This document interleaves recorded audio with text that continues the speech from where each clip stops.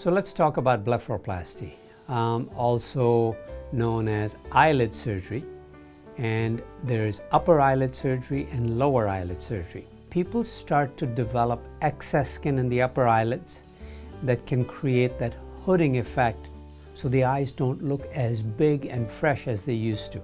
So an upper blepharoplasty or an upper eyelid lift is done where basically the excess skin is precisely measured and a little bit of fat in the inner corner of the eye is removed. So it creates that nice freshened up look where you can see all of the upper eyelid and you don't have that sagging. Lower eyelid surgery or lower blepharoplasty is done primarily to remove excess fatty tissue. Sometimes the bagginess or the puffiness under the eyes runs in families, so it's a hereditary problem. And sometimes it's even done in the 20s because people in the 20s can have bags under their eyes. So that's where you're removing mostly fat but not much skin at all. So that's a procedure that can be done either from inside the eyelid or through an external incision. Both the upper and lower eyelid surgery are fairly straightforward, not a lengthy recovery.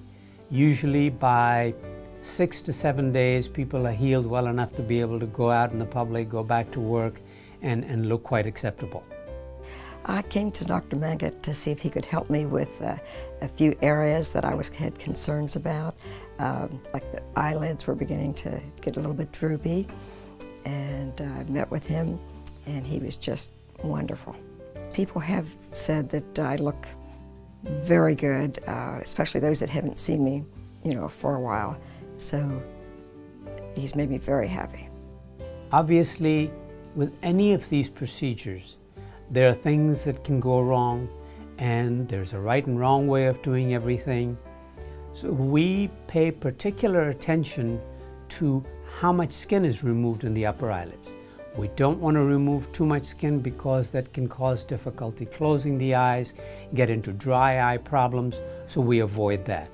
In the lower eyelid, very careful about how much skin is removed, because if you remove too much skin, you can sort of get that hound dog look, where you get too much of the white of the eye showing. So that's avoided. So these are things that we do so that once again, the final result gives you a nice, freshened up, non-tired look without making it look like your eyes have been operated on.